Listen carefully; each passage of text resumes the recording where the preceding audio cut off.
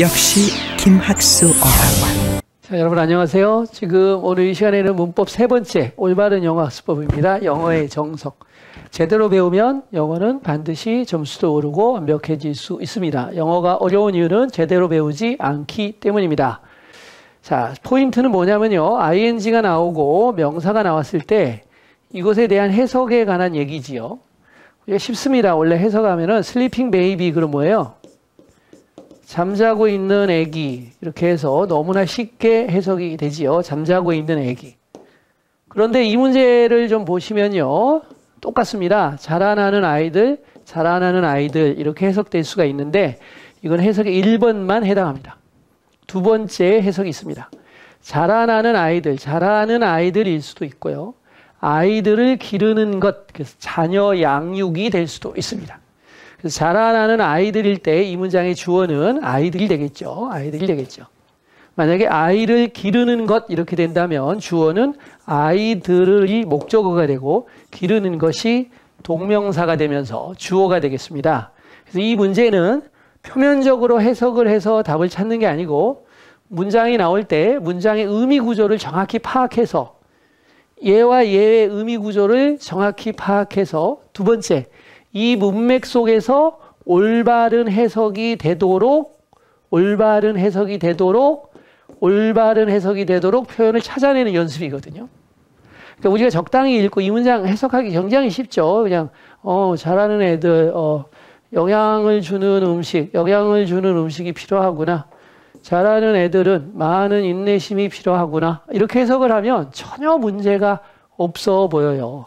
그런데 실제 시험 문제들에서는 이게 고르라고 문제가 나오기 때문에 이 고르는 게 중요한 게 아니고 이 고르는 것의 근거가 중요하잖아요. 어떤 판단이 돼야 그 판단의 근거로 해서 정답을 초이스, 셀렉트 하시면 되게 되는데 이 초이스나 셀렉트가 안 되는 이유는 근거가 빈약하기 때문에 그 근거에서 판단이 안 오고 판단이 안 오니까 답을 못 고르는 거예요. 그럼 근거는 주로 어디에서 오냐면 아까 말씀드린 대로 정확하고 정밀한 문맥에 맞는, 구조에 맞는, 의미에 맞는, 상황에 맞는 해석에서 오는 건데 이 해석을 학생들이 자의적으로 한단 말이에요. 감으로 하거나. 그렇기 때문에 1단계에서 멈춰버리기 때문에 근거 찾기, 판단하기, 정답 고르기가 전혀 다 마비되는 현상이 오는 것입니다. 정확하게 해석하는 연습을 그래서 영어를 배우는 초기 1단계부터 정밀하게 공부를 해야 돼요. 영어 표현을 많이 아는 게 중요한 게 아니고 정확하게 아는 게 더 중요한 거죠. 시험 볼 때는. 그럼 해석을 좀 해보겠습니다. 영양을 주는 음식을 필요로 한다. 누가? 아이를 기르는 것이에요? 자라나는 아이들은이에요. 그렇죠? 성장하는 아이들은 영양을 주는 음식을 필요로 한다. 그래서 아이들이 주어니까 3인칭 복수, need가 답이 되는 거죠. 이렇게 풀면 되는 겁니다. 굉장히 쉽지만 해석을 안 하면 못 풀어요. patience는 환자라고 해석하는 친구들도 있는데 그 patient고요. patience는 인내심이죠. 인내심. 자, 많은 인내심을 필요로 합니다. 이렇게 나왔어요. 많은 인내심을 필요로 합니다. 누가? 자라나는 아이들은 많은 인내심을 필요로 합니다. 그럴 수 있어요. 자라나는 애들은 엄마 아빠한테 야단맞고 학교 선생님한테 적응해야 되고 많은 인내심이 필요하다. 그렇게 해석이 된다면 답이 얘가 되겠죠. 얘가. 해석에 따라서 답이 1번 해석에 근거할 때는 이렇게 되죠. 자라나는 아이들이 주어기 때문에. 2번 해석을 한번 하겠습니다. 아이들을 기르는 것은 이렇게 될 수도 있죠. 그래서 애들을 기르는 거 참 힘들잖아요. 사회생활 하셔야 되고 여러 가지 일 해야 되고 또 애들도 말도 안 듣고 그래서 아이들을 기르는 것은 이렇게 되면 동명사 어구, 동명사가 주어가 되기 때문에 needs라는 답이 됩니다. 이 두 번째 해석이 조금 더 낫죠, 실제로는. 그러나 자기가 해석을 기반으로 해서 정답을 추론한 거랑 맞는 겁니다. 중요한 건 해석이 틀린 게 문제인 거지 문법적 판단은 맞는 거예요. 논리적 추론은 맞는 거예요.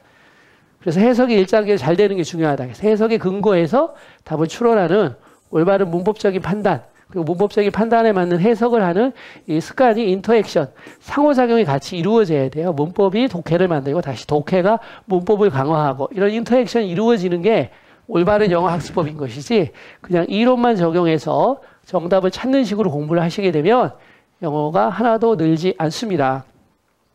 3번 보도록 하겠습니다.